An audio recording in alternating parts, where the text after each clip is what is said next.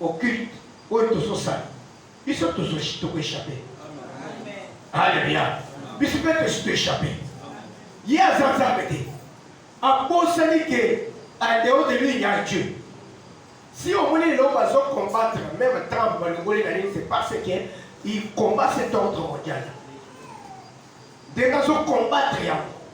Alors c'est pourquoi Basali tout Balongolaye, pour battre Mouto Yabondibé. Parce que depuis voté Joe Biden, Chine a commencé à vacciner ces gens. Comment ça veut dire? Parce que Trump avait dit nous devons apprendre à vivre avec Corona. N'acceptez pas des vaccins. Parce que dans le vaccin, il y a beaucoup de choses. Oui, il y a d'autres. Comment on t'a mis dans la démo, on t'a mis dans la communication, il y a des téléphones, il y a des choses. Avec les marques de G5, il y a des saliboy. Alors, Donald Trump a voyagé. Maintenant, il faut l'écarter. Même à ta écarter, il va payer sa bombe. À ta par hasard, il va payer son vaccin. Et comme ça, il va monter dans son pays. Mais il y a des gens qui vont intervenir. En France, on dit que le vaccin n'est pas obligatoire. Parce qu'ils ont senti que y avait la vérité.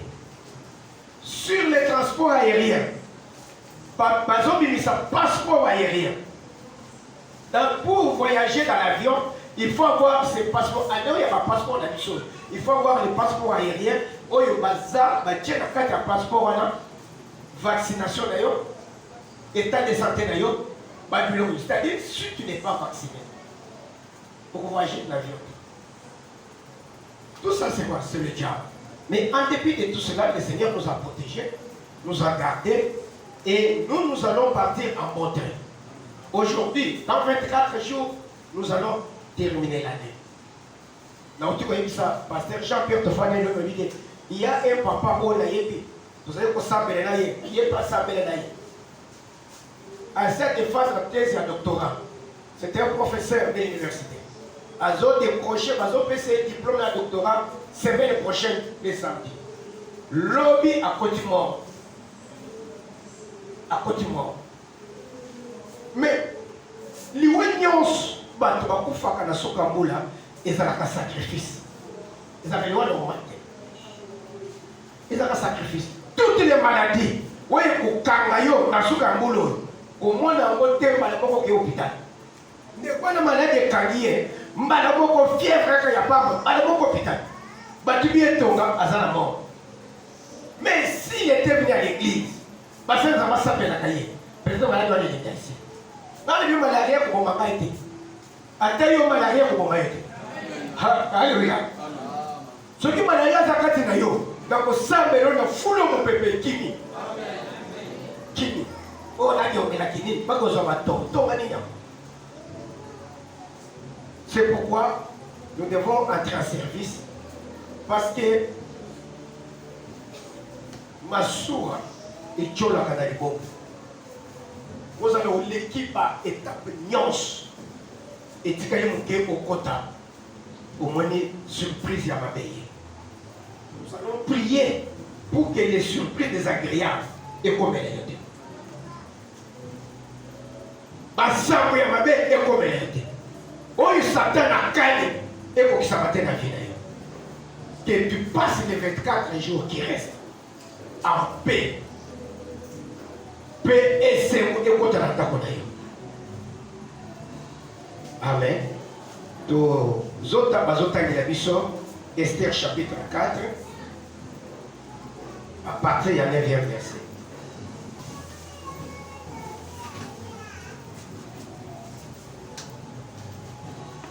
Dans le livre d'Esther, chapitre 4,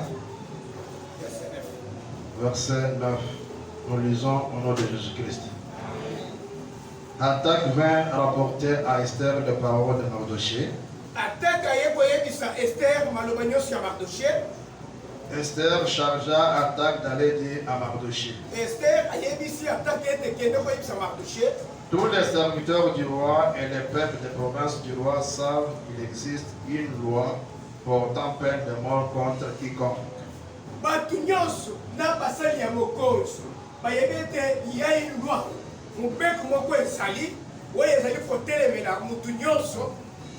Homme ou femme, entrer chez le roi dans la cour intérieure sans avoir été appelé. Celui-là sert à la vie sobre, à qui le roi dans le spectre d'or. Et moi, je n'ai point été appelé auprès du roi depuis 30 jours.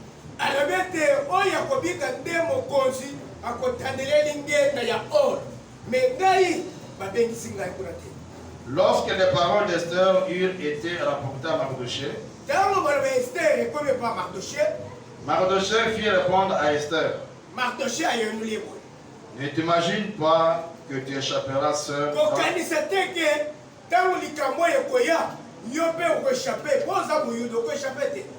d'entre tous les Juifs parce que tu es dans la maison du roi.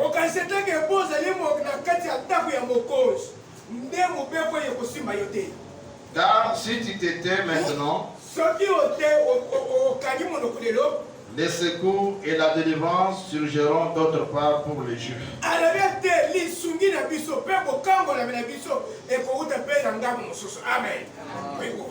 Azaki, la femme du roi, mais cette Esther, Azalaki, esclave, Namboka Yamabilo. Un esclave, vous savez, il y a des lois, même dans notre pays. Un étranger ne peut pas exercer des hautes fonctions. Il ne peut pas faire, même à temps, ni militaire, ordre militaire. Pour soi, nous doit comme un militaire au gradé, il faut tout d'abord Azala, moins en Boka. Parce qu'il ne peut pas trahir le pays. De deux, surtout les mots à la table militaire, tu dois prêter serment pour changer tout d'abord nationalité, pour comme Congolais, après pour prêter serment pour te Ozala, au servir nation. Même aux États-Unis, on ne donne pas dans les services militaires pourquoi ça ne n'importe qui. Mais Dieu dans son acception a fait qu'une femme juive qui était esclave dans un autre pays a comme Nanda ou Yamokoz. A comme moi aussi Yamokoz. C'est-à-dire c'est le niveau par lequel on nous a passé la cabane à la tous ceux qui croient en Jésus-Christ et qui ont Jésus-Christ ne sont pas étrangers. Quand la parole déclare, tous les liens où fleurira la plante de vos pieds, je vous donnerai en possession. Alléluia. Vous allez m'amener bien. Bible les autres mettent bisika nyons. Madame ya makola bino konyaka. Bisiko les pensaments de bino. C'est-à-dire, nous ne sommes pas étrangers. Même à la Kinshasa, vous êtes étranger. À terre au Kenya, vous êtes étranger. Parce que tu as Jésus-Christ et Jésus-Christ t'accorde la possession puisque nous sommes fans. Amen. À terre, balobi wapi. À terre, balobi n'allons pas aux foutre là. Une fois au fan de place les pèse à millions. À terre, balobi que donc à Zandeni, magicien Zandeni. Toi, tu as la possession. Parce que nous avons Jésus-Christ. Il n'y a aucun autre nom qui nous a été donné, que ce soit dans les cieux, sur la terre et sous la terre, pour les Congo et Jésus des athées. Car la parole déclare que tout genou fléchit devant le Seigneur Jésus-Christ. Et toute langue doit confesser que Christ est Seigneur. On dit toute langue sans exception. C'est lui qui confesse que Christ est Seigneur. Il vivra et il ne mourra pas. Mais quoi qu'ils sont dans la vie, je vous exhorte aujourd'hui de garder la crainte de Dieu et la sanctification. Amen. Amen. Dans un moment, il m'a dit et qui marque la sanctification. Quand tu marques la sanctification, c'est pourquoi nous demandons même à notre église. Nous voulons faire de notre église une église des saints. Tout d'abord, par rapport, il y a Elat et Nabiso. Elat et Nabiso. Nous devons nous habiller d'une manière décente. Surtout côté à ma maman. Au moment de maman, elle a dit qu'à moi, kakama kakadadi ekamaye ngai natekaka bilamba na magasin na bakuta kakadadi te mpo eza bilamba ya séduction azoya okuti meme ata mwasi ya mosali na nzambe elatelesa mabe tokosuspendre yo kosala mosala na nzambe ça na nzambe. Vous savez, même les païens quelque part, ils savent que les gens qui n'ont pas église, les gens qui n'ont pas fête, les gens qui n'ont pas peut-être na pépé na pas. Pourquoi qu'on a télévision de Tine où il y a l'église? C'est dans la civilisation. La tête de Tine qui n'est pas. Mais l'église, c'est un endroit où, tout d'abord, l'église doit être sanctifiée par qui? Par vous, qui viennent là-bas. Vos présences dans un pays dans le monde éternellement, vous devez sanctifier l'église. À partir tout d'abord, il y a Elat Elenayo, à partir il y a comportement. Comportement. Vous comprendrez que même à temps, bateau parce qu'on a ma honte mystique, ils ne portent pas n'importe comment. Quand ils vont devant leurs idoles, parce que la façon d'agir. C'est ce qui a fait qu'au moins, il y a pas ça, il y a déjà qu'une église, il faut aller à Soudan. À Soudan. C'était, on appelle ça les sacerdoces aroniques. Oui, même du temps d'Aaron, c'est ce qui se faisait. Il y a un moment qui s'est passé Aaron, l'attaque Caleçon, lui, Caleçon, il serait sacrificateur. Pourquoi? Parce qu'il connaît un bilan, il y a sacerdoce, où il va tomber les équipes à Zambala, à Soudan. Alors c'est ce qui fait que l'Ongola, à ce qui côté, à Zolo Malomanazabe, lui qui prêche, il doit être au-dessus des gens. Et il faut être dans la podium. Le coup est dans la podium pour partenir sur le monde. Alors, le coup est à l'attaque des ambassades. Nassé à l'attaque des ambassades. N'est-ce pas de la bason pour la nassé. N'est-ce pas de bason murmuré. Et bien, les bases sur la station de la parole de Dieu, par contre, là, il y a Aaron. N'est-ce pas de Aaron? Comment ça veut dire que tant qu'on va dans la podium, bateau va dire qu'on a fait pour moi nassé. Comme ça, l'attaque à leçon. Dès qu'à leçon, il va pas faire l'attaque. Et c'est où il y a les noms, il va se faire ce qu'il faut. Il va se faire la zando. Et ça va être. Parce qu'il faut l'attaque, l'imboata, à Kamati Dra, à Kumbia Gobien. Qu'est-ce que oui, parce que la zamba dit là. Des bâtiments dans le bilan. À zone l'attaque, par exemple, est collé dans ma pédale. C'est ça qu'on appelle les caleçons Yamashilon. C'est ça. Né au Moni, Toyoko Kende, Babrasa Villois, Bayeko Komena Bamungo, Mungo. C'est ça.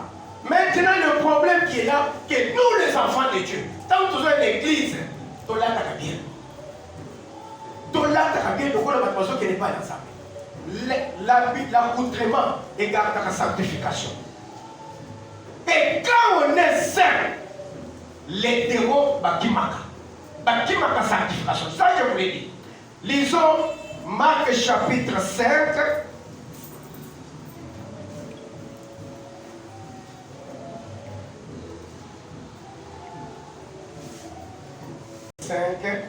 À partir, il y a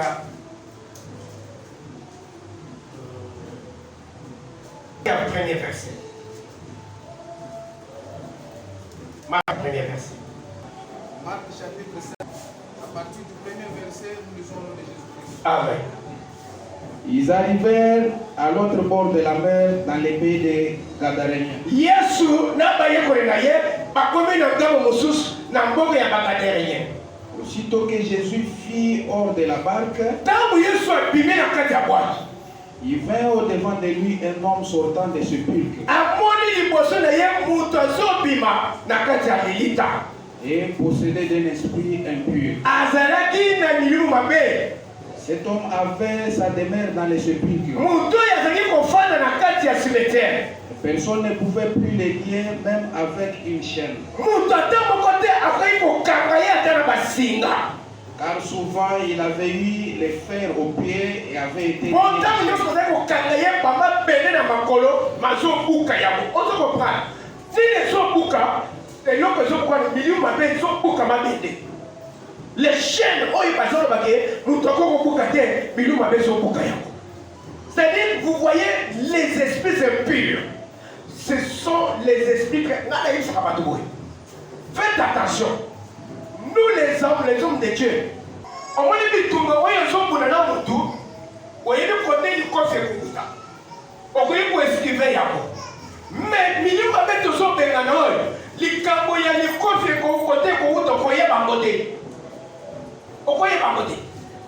alors, nous devons faire très attention, surtout nous les hommes de Dieu. Oui, tous ensemble, c'est la délivrance. Même à la bande qu'on a bis, n'a pas si la biso, toi y est ça va la bien. Pas à l'occasion de chuter pour la tine à vie, mais pour la tine d'église. Sinon, ils peuvent vous créer des problèmes. Créer des problèmes. Délivrance, on ça délivrance, oui. Au combien d'années qu'on va dire qu'on est. Vous évitez que porte d'entrée où tu vois, vous bien. Ozo benga le mwenye mabe, wa yebite kama so telemi si mwana yana likof, wa ni corona na likosh. Ozo yebate. Ozo dima. Mais oye zo yasi mwana yana yango. C'est un esprit à propos balogelo boy. Alléluia. Alléluia.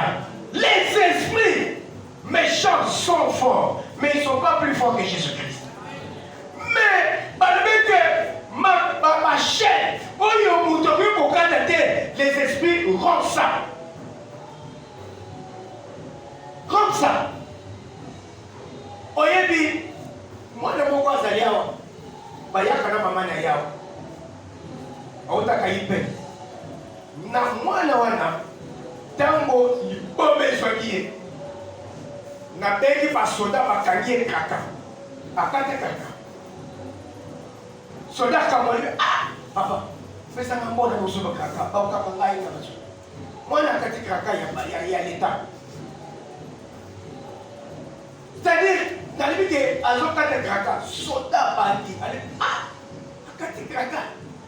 Comme ce gars sur la santé. Alors, pour dire quoi? Quand le diable fait agir, il a une force extraordinaire. Il y a comment maîtriser. On dit matin de ton la terre à baba. On connaît qu'on ça là. On sort carrément maîtriser. Sur quoi boy à boy. Mais crédit. Ils sont organisés individuels dans la casse pour les commissions. Ma bête à l'époque de la scène. Mon temps bête à l'époque de la scène. Voici. Expert donc pour récupérer et bah la liste là c'est. Voilà. Mais n'a pas mon boy. Moi je peux bête la scène. Mais il est bête la scène. C'est quand la force qui a alors, il faut faire très attention.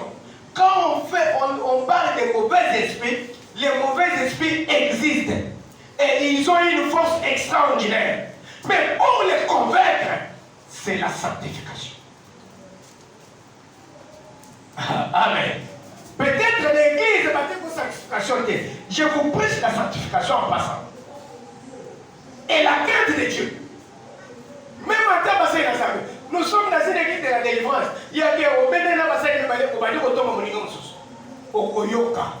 Bakonika yo, au Kotanda. Pourquoi il y a des gens qui font la zéla? Puisque dans l'église, aux autres hommes, dans l'église,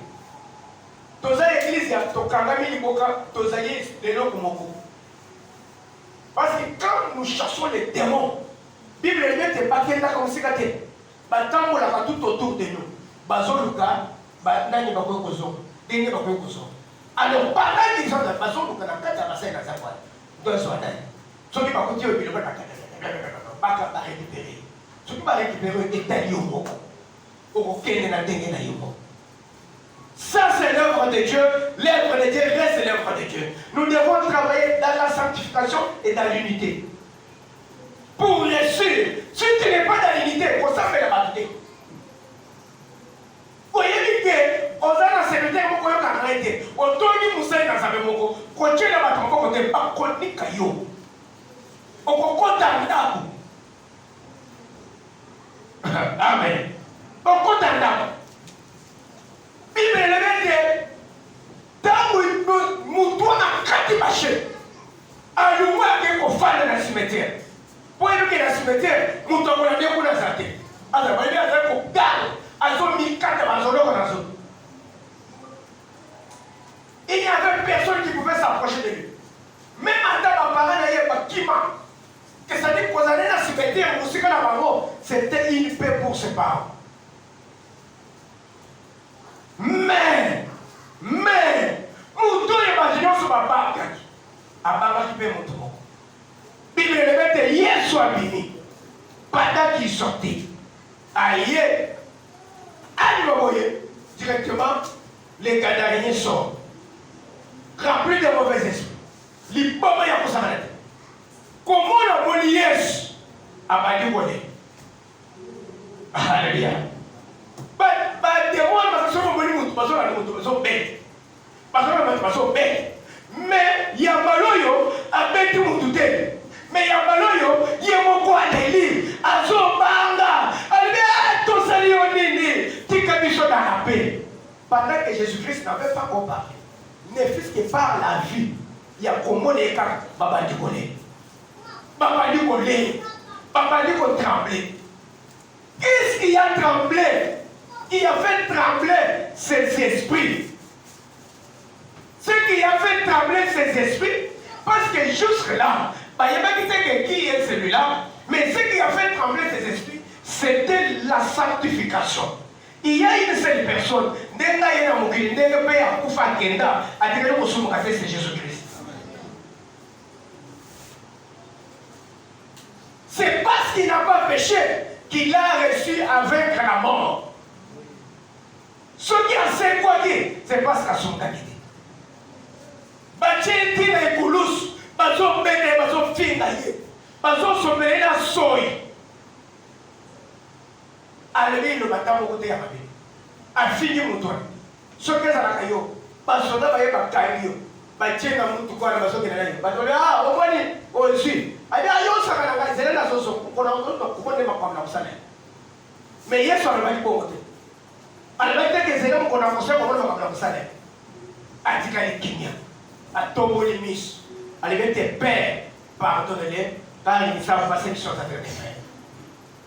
Il a gardé la sanctification. Il a gardé la sainteté pour honner à Satan. Millions va faire oyo monoyo et tout ça la sanctification. Si tu gardes la sanctification avec Dieu, millions va faire côté les matériaux pour soleil. Les lois des familles doivent tomber. Quand vous êtes dans la sanctification, il n'y a aucune loi qui peut s'imposer dans ta vie pour la détruire la vie. Marchez dans la quête de Dieu. Marchez dans la sanctification. Nous savons qu'ils sont salement. Mais ils sont pas capables de se faire. Ils ont qui m'a martelé. Ils ont qui m'a papa Jean-Pierre. Ils ont qui m'a Frédéric. Mais ils ont qui m'a sanctification. Et ils ont trouvé que les hommes de Dieu sont saints. Il n'y a pas moyen de côté. Quand Lucifer a sont déclaré, pour ma vie va naître, mais avant d'aller de l'eau, comme la moussale. Pourquoi? Et qu'est-ce qui a fait que Moutou y avait déclaré à Kende? C'est la sanctification. Il se trouve devant un homme qui est saint, qui est en ordre avec Dieu. Soyons tous en ordre avec Dieu. Makambo ils ont seulement et qu'on s'est mis dans la monnaie. Makambo ils ont fumama et qu'on fumama dit dans la monnaie. Et ça mon père est dans la monnaie. Mais ça ira yo na moi c'est nayo. Moi c'est la bonne ma bé. Ala mo oyo ma bé. Ala mo malé o lia que ya fumo parce que c'est la matin sur la table noire. Et ça ne va pas commencer à le faire. Et la coutume de problème dans le cas, moi c'est du collabé. N'a rien à goûter, à Zolia, ma coule de bâtir ma foot à ville. La miti basisi bakamata futa mbili bakalinga ta futa ba sopi na kondo azoli yango na lipa na biloko zoli yango na biloko machine na lambi nini ezabia. Cherchez la sanctification, la crainte de Dieu et l'unité dans la maison. Pour faire. Pour qu'on a moi soin, il y a moi soin. Comme pantalon dans ceinture. Voyons comment on va exalter. C'est ça votre réussite. Mais ceux qui mangent ici à côté, pour qu'on jouer, pour qu'on l'ouvre. Alléluia. Alléluia. Marchez dans la sanctification. Évitez de toucher aux choses impies. La sanctification commence tout d'abord par ton comportement et ton habillement devant Dieu. Ton habillement devant Dieu. Il faut qu'on y ait marqué, il va respecter Kayamo. Respecter la maison. Et tout le monde peut y aller dans la yote, avant de la salon, quand tu as le bon sapin, dans ce société, tu vas la la messe, aux autres sur le coco du mango. Où est les gens qui ont yote? Où est les gens qui ont yote? Au milieu de la maison, il y a un man qui m'a capoté. La maison de Dieu reste la maison de Dieu, nous devons la respecter. Nous devons la respecter. C'est ça la première chose. Et quand tu marches, il y a un matin,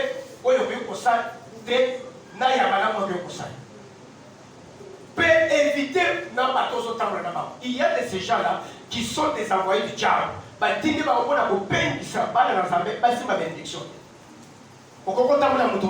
Il bloque ta bénédiction. Et quand les démons ont vu Jésus-Christ, ils ont crié et ils n'ont pas résisté.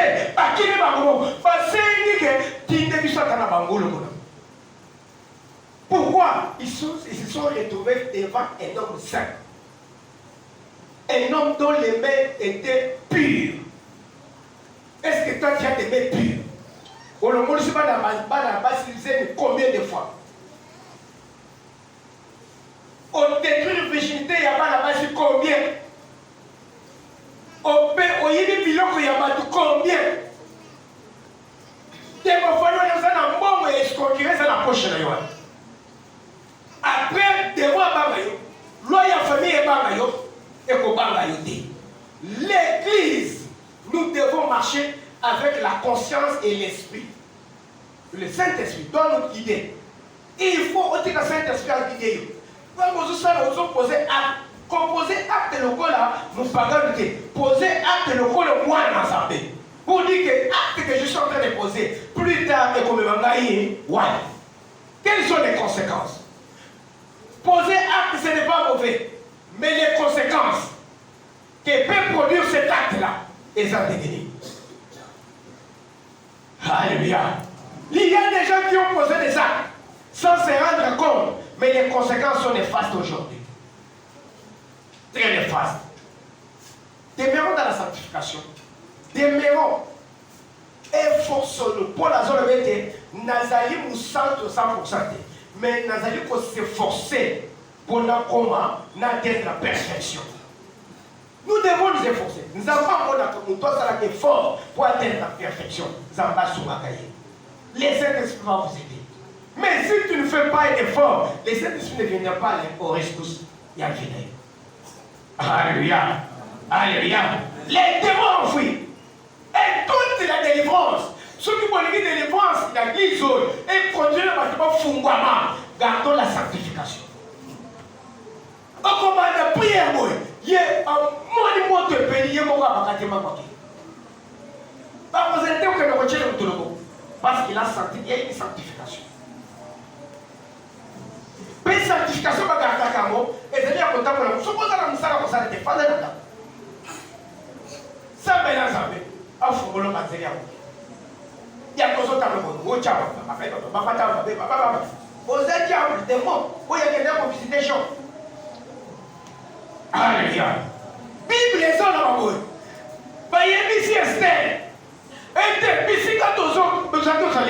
Il y a déjà une loi, il y a une loi. On a déjà arrêté la mort. N'hésitez à le dire. Matochan le dit, ça l'est fort. Le coup, nous allons moi si à voir. Au compte pas y avoir. Au saléni, osengela biso balongola mobeko bandeko mobeko nyonso ekoyaka. Alléluia. Même en tant que constitution en mboka barevisaka yango.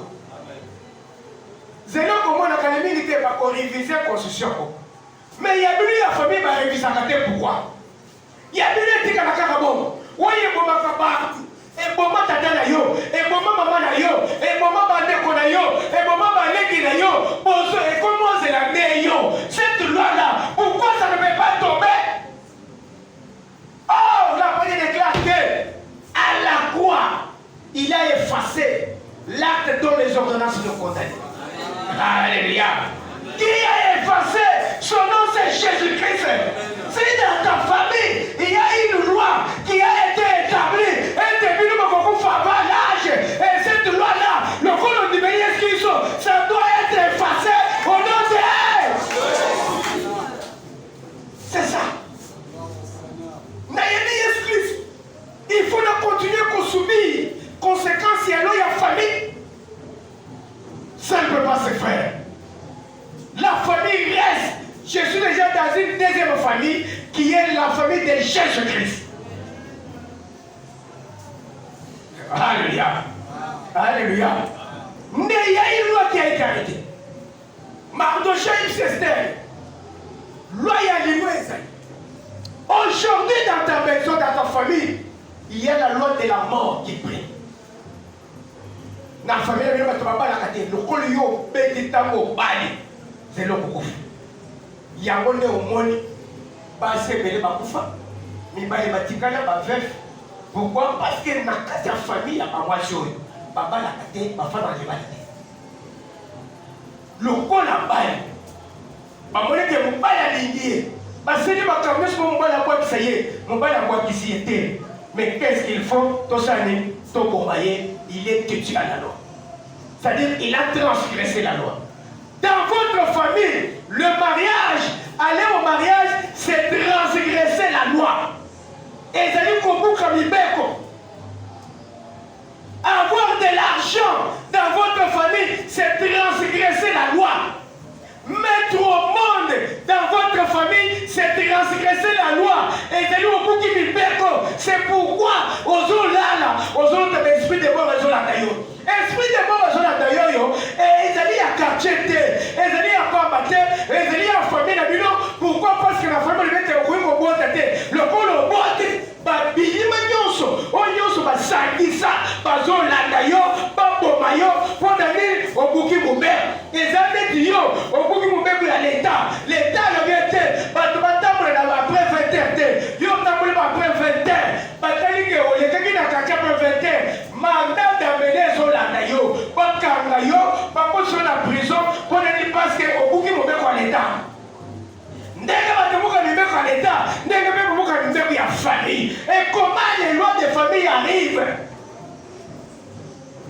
Elles ont eu un besoin de une famille, un papa, un garçon. Azakina Chika. Bazo s'arrêter à moi. S'arrêter à moi, papa. Ce qu'il y a dans la coupe est à toi. Dans la vie, il y a un boy. Tellement, il y a un bon dans ce sympathie. Alors, on a béni prophète. Prophète est Yafal. To samé. Vous savez, même en tant qu'il y a profession, ceux qui ont servi aux hommes d'un prophète, il y a quand on prophétiser. Si tu n'es pas dans la voie de Dieu, le coup de ça supérieur, il y a besoin d'influencer ma prophétie. Il y a besoin de penser à l'aider. Alors, on peut s'en dire. Pour Thomas Soumou. On dit qu'on s'en est Kindumba. On dit qu'on a un prophète. Il y a un prophète qui passe au monde et qui est un maçon. On t'en fout tout ça de savoir.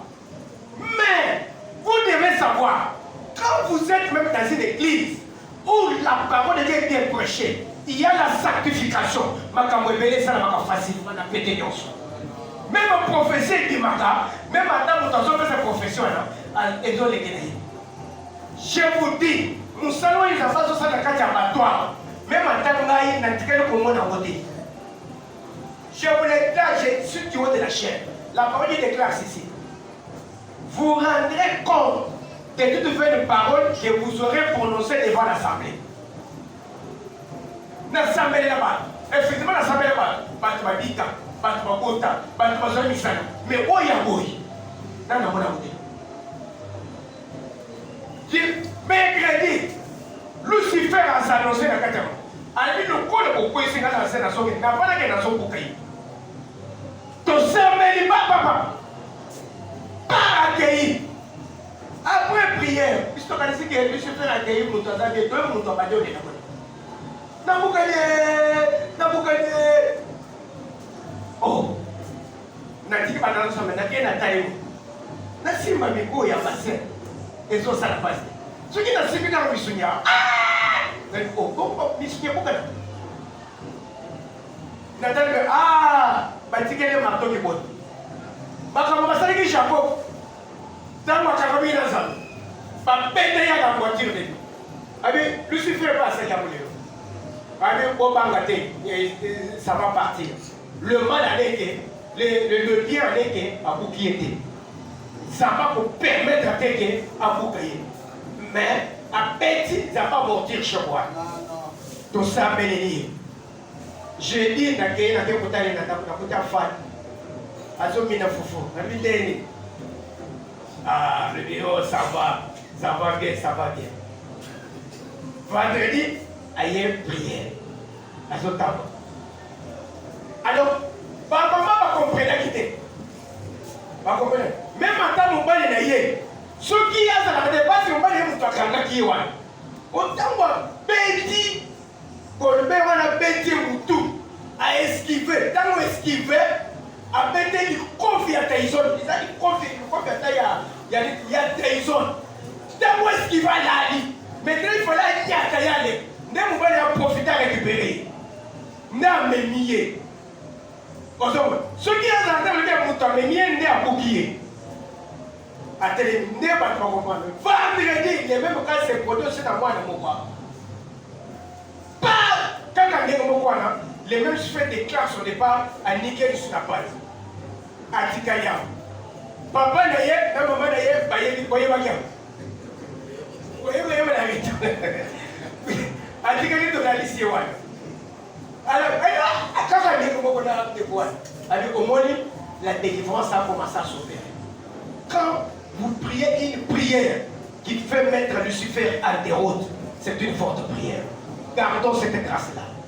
Pour garder la grâce, évitons de construire un bon. Il y a besoin de mon Dieu, il y a des milliers de gens. Mon Dieu, il y a des dans ce transport. Alors, il y a besoin de me mettre pour dire qu'il y a un peu de temps à faire. Comme ça, il y a besoin de me mettre. Ce conseil est bon. Allez, il y a un côté. À moi, je vais me faire. Bon, papa. Oh, tala, surtout on yo. Il y a un ça dans sa baissée. Évitons le conseil à bord. On va dire aux francs de Kachaka. Et ça va me mettre 25 000 francs. Car bien, ils ont compté dans le groupe. Tous les autres 10 litres, c'est 20 000 francs. Les 5 000 francs, ça ne fait absolument rien. Quand tu as monté, madame côté. Des fois, quand on a fait ça, peut-être qu'on va transport mon sous. Et vous avez peut-être un bon, on a pas bon. Je ne sais pas, pour dire que vous savez, parce que moi je suis besoin de la bénédiction. Quand on a fait ça, pas pour pas vous la faire pour la ça peut pas. Ça, on peut passer dans sa bébé. Nous sommes en mesure, il y a ça pas par moulio. Au Cameroun, au Brésil, on t'a 300. Quelqu'un faut débrouiller. Au sein de la salle. Nous avons soukayo. Alors, si on n'a pas d'écho, et ça est le convoi qui mise à Saint-Esprit de l'église, le coup là, mon côté. Mongo! Ce qu'on me dit, pasteur, parce que nous avons le consommer bon, il n'y a pas qu'elle ne pas sur la soirée. Bible est on ne peut pas servir 2 maîtres à la fois. Servir Dieu et maman. Maman, c'est l'argent. Église, dit que nous consommons bon. Dieu va faire. Voyez bien, beaucoup de gens qui sont bien. Ça n'a pas beaucoup de pression. Dans les pays qui est là, on va pression, on va tout ça pour du monde. Et ça, on frappe. Même maintenant, on frappe, surtout tout ça qui sont frappes. Quand on va dans le bon, il faut tout ça la 4 fois. Gardons cette grâce. Ne murmurez pas. Restez attachés. Ce que nous voulons murmurer, il y a pas de temps comment parler en France. Ça va y avoir oui, au moment où on a dit ce que vous avez la dépense, au moins comment ça coûte. Nous connaissons les athées, nous connaissons les livrer à Satan. Alléluia. Alléluia. Bilo wana ekimisa grâce dans ça. Kotongana. Bilo bela. Bisenga senga. Ekimisa grâce dans ça. Sambela awa, nzambe na biso pambola yo. Nzambe fongola banzela na yo. Ozala indépendant. Faut dépendre de mon dignité. Toboïté, on n'y a plus pour ça. Vous pouvez faire l'action de grâce pour les hommes de Dieu. Au gros, il y a papa, la sauce le chemise, au sein de ma bête, la sauce le veste, ma bête, ni nous. Et là, tout ce qu'on y a, mon sein n'a pas comme un temps, on a eu un temps. Moi, je n'ai pas ça au hôpital, mais ça m'a bon. Net, tout ça qui est dans ce soir là, il accueillir pas ya mundi na limba na kabako bazoko ta classe na ni pesa na mbongo na kufutela ba mwenye kwa mundi no ala bande kwa zana bande ba musuba zoko te université to kwa na ekimisa ka grâce na ça na kati église nde to boya ka bi comportement ya église mususu e koma wate soki comme cordon voilà de bien vous avez tous les pouvoirs. Même à tel serviteur de Dieu, même à tel enfant de Dieu, au moins les comportements, il y a des choses qui sont communs à moi. Nous allons garder la grâce de Dieu. Amen. Amen. Qu'on n'a pas mon aïe. Qu'on n'a pas mon aïe. Nous devons éviter tout ça. Si nous évitons toutes ces choses, la grâce de Dieu continuera à faire. Mais ça y a pas de meilleur au fond. Vie à matébélé pour Fumama. N'ayez pas ce qui va d'autres travailler dans ma roue. N'ayez pas que j'ai, moi, comme on est dans sa côté, j'ai déjà plus de 50 ans. Au moins, il y a un jour, et ça va bien un âge de retraite. Comment réparer retraite d'ailleurs. Et ça sur âge, il n'y a aucun déclin. Au compte à Banda Boyer, au compte à Banda Boyer, au compte à se répartir en Goni. Dans un cas, il y a qui se tire l'eau. Après ça, déjà dans 55 ans, ceux qui m'appellent dans 48 ans. Mais ça va, il faut ça 55 ans. Nous sommes, et donc, ils ont fondé dans un moteur ce soir. Mais pour le respect de vie, on construit sur ton frère. Nous sommes pour adhérer dans le mal. Nous sommes à l'âge d'abandonner le mal, de préparer notre départ vers le Seigneur. Il faut préparer. C'est le moment qu'il faut préparer. Préparer. Et c'est un moment, il y a beaucoup de choses à dire. Papa.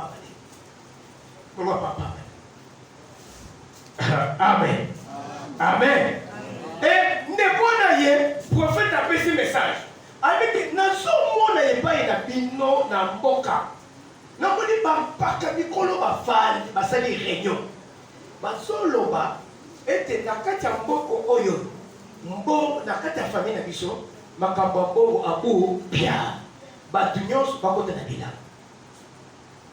prophète a kati message nanga ifoko na zangi na kubandela wali na yebo sanje mona bi est-ce que papa zai, oui, papa zai. Est-ce que vous avez pour les gens qui sont en la famille? De quoi dans le vie pour le vivre bien? A bengi papa. A bengi papa n'a pas. A bengi papa. Ngai, naza comprendre. Banda na echika. Na bunditi. Merci le komokote. Diama banda musuba sozo diama mbongo ebele. Ba tout ça ba diama de lo bata ba kanyo. Ba musuba tongi ba même na kishasa ngai naza de l'autre côté. Qu'est-ce qui se passe? Papa m'a dit que c'est. A secté dans le monde, moi, dans l'âge. Dans les choses de Vandam, on va te la boue, on se bouille. Ok, il faut non. You want to say that? Alors, qu'est-ce qui se passe? Alors, au moins, les bisous, ton compte avec un mibal 10, basi mibali. papa na biso bote biso 12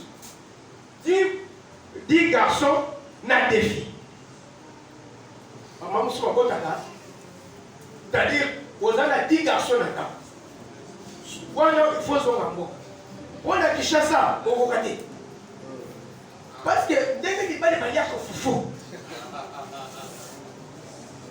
oyeba te soki oza bana mibali ata 3 na ndako opika po bandamaka fort mpe balongwaka na ndako difficilement oyebi yango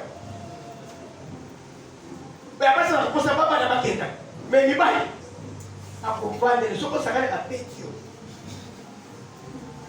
soki oyebisa papa oumeli awa likomi asangela papa okomosaka kaka okotenga kwani soki olobi lisusu abeta yo omoni papa abetani yobe yo wana libi akobetaka yo mibali otata te basikata okozali soki okoti mibali 10 oza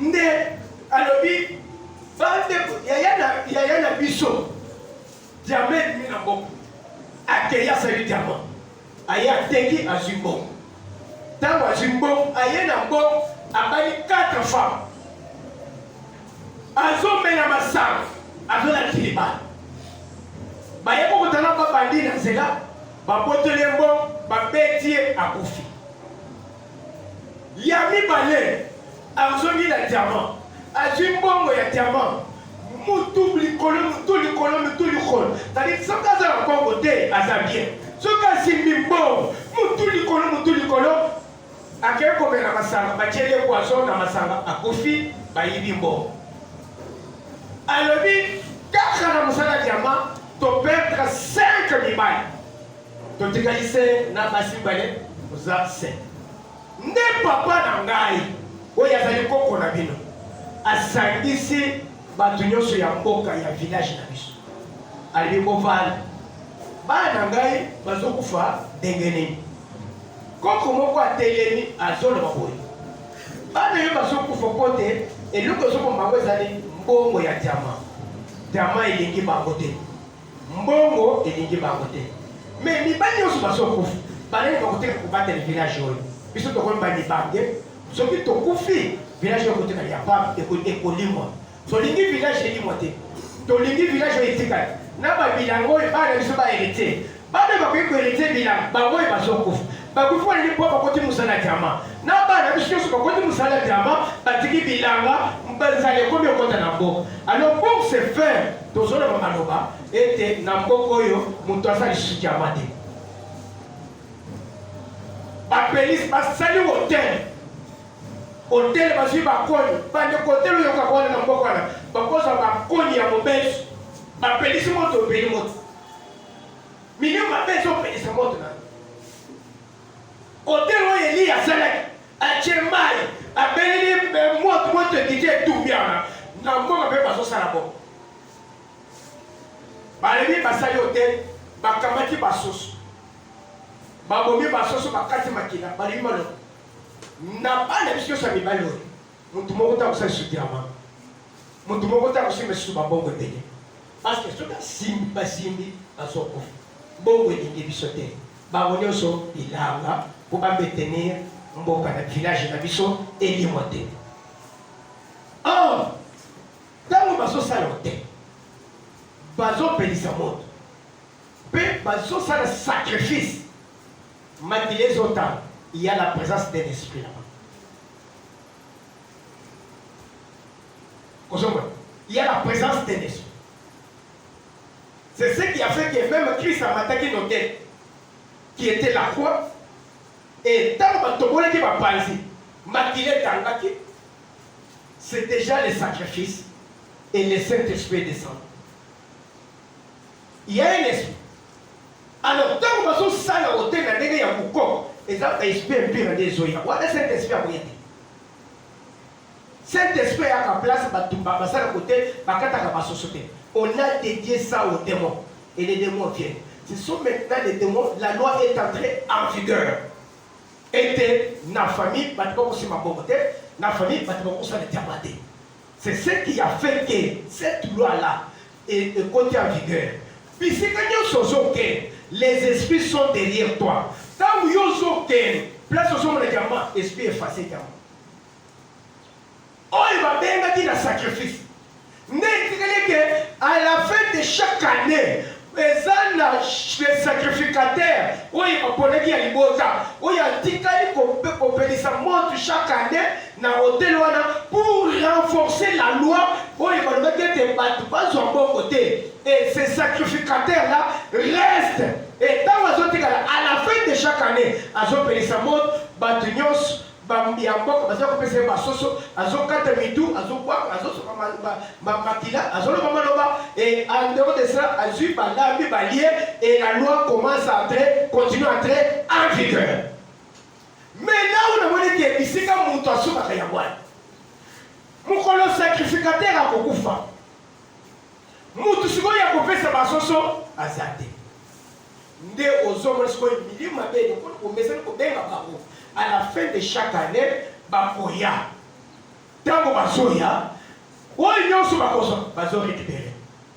Nde ozo mona bamususu bazo outrager, bazo le kandel, baké basibina bato. Nde ozo mona na famille wana, muto aza kopesa basoso aza isute, babadi ko bomba bato badi ko kufu. Nde omoni muto ayimo kamoni bato kongo fuko ndeni, ale boya, baye tofana.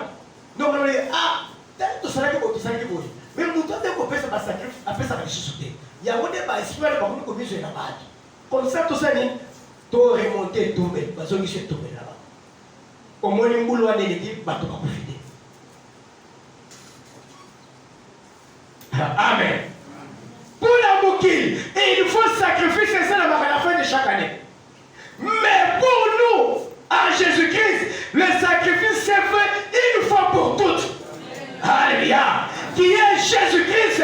À partir de Jésus-Christ, il n'y a plus moyen de sacrifier encore. Là, une fois qu'on dit Jésus-Christ, le coup de pour le même big c'est là, on soit biki, on a une bataille à votre famille, on peut faire et qui est sous la protection de Dieu.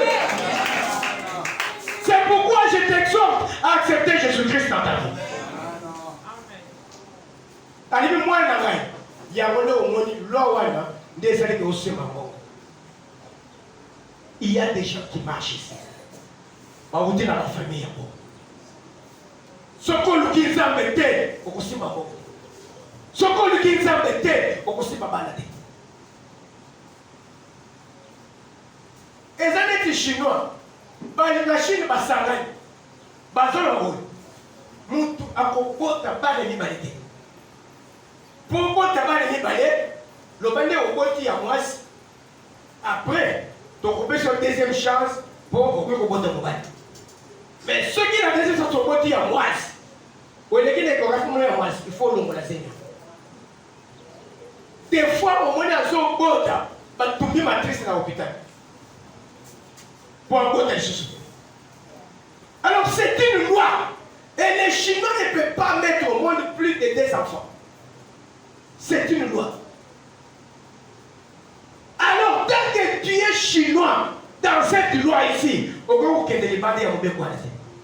et si tu vas à l'heure de cette loi, la dame chinoise,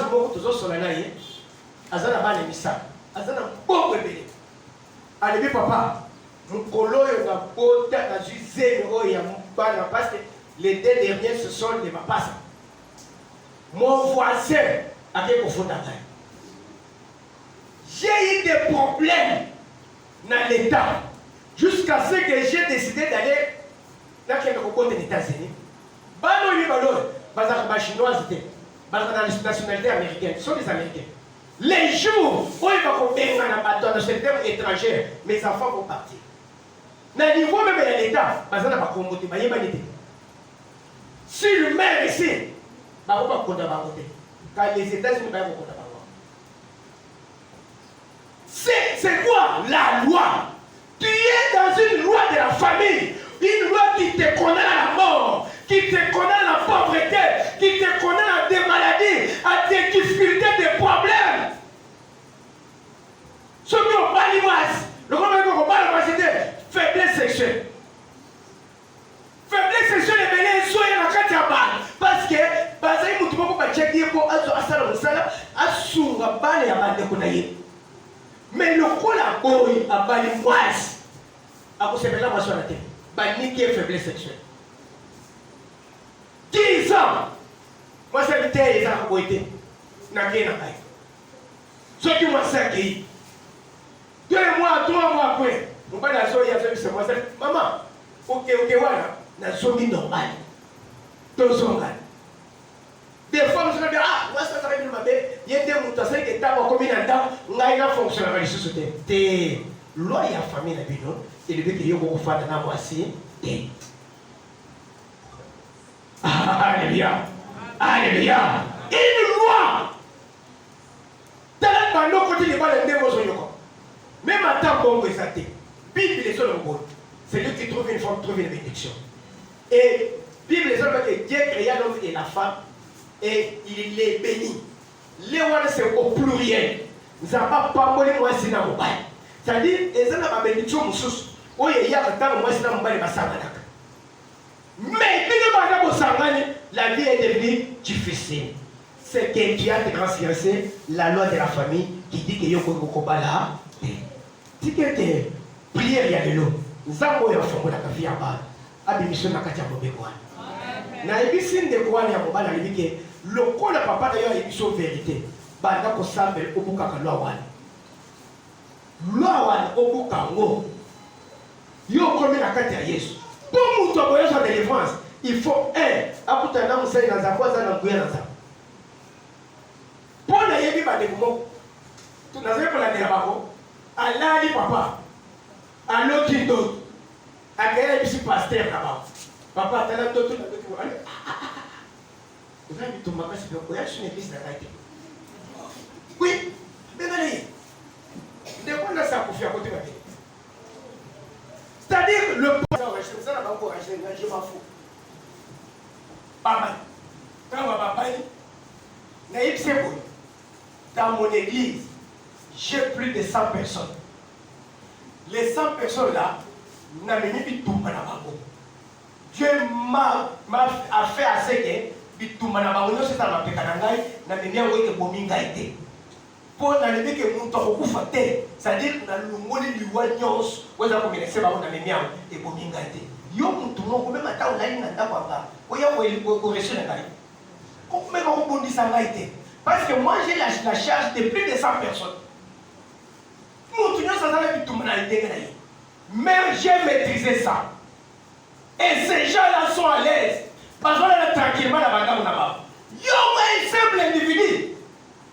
Vous voyez pour renverser un gars. Ça ne va pas vous permettre à côté. Avant, on s'attaquait dans Moussa l'Assemblée. Dans la Moussa l'Assosa. Et Moussa l'Assemblée est pas Isaïe. Amen. Amen. Ticket de ma chère.